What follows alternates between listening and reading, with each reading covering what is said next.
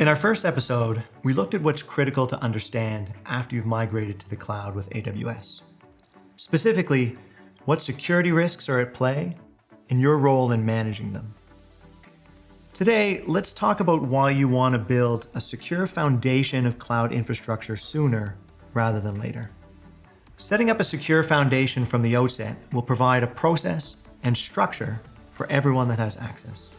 So as your usage increases over time, new employees come and go, different admins are added, you have points of control established and running. So let's take a look at the key aspects of this foundation. First, you want a way to track what changes are being made in your accounts. AWS CloudTrail is a built-in capability to audit all activity in an account. When you set up a new cloud account, you want to turn on CloudTrail immediately so you get that visibility into who is doing what and where. If something goes wrong, having the audit log will be invaluable to figure out what happened. Next up is setting up secure identities for your users, as well as any automated systems that need access to your accounts. It's important to consider what access each user needs in order to complete their work. You want to focus on giving the minimum permission required. Overall, what this ensures is that the right people have access to the right resources. And when you're working at a scale across hundreds of people and multiple accounts, having that consistent identity will make your audit logs much more useful.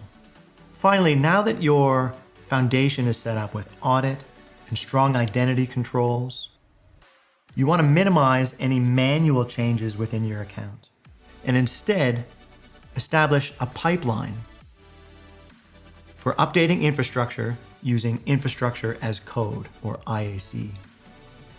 Defining your infrastructure as code in version control files using tools like AWS CloudFormation or Terraform saves enormous headaches later.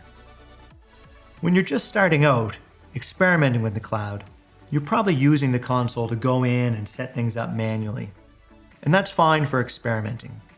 But in a production environment, doing things manually can pose a serious security problem.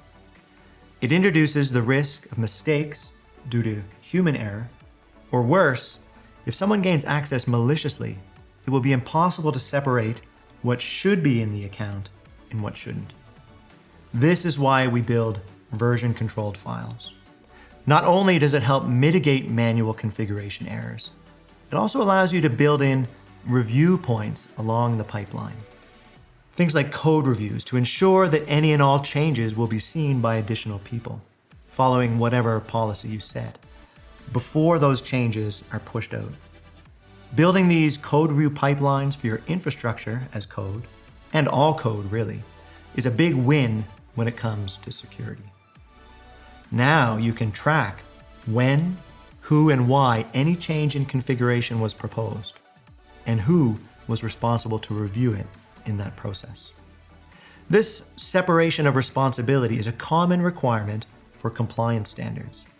It ensures that no one individual has the autonomy to make changes on their own. Governance, in the case of cloud security, is your friend. By establishing and sticking with this secure foundation, you're able to protect, detect, and cover risks early, before events happen.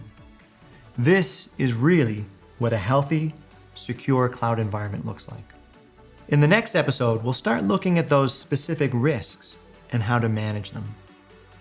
And to learn more about how Trend Micro and AWS offer end-to-end security and support, look for Trend Micro Cloud One on AWS Marketplace and sign up for a free trial.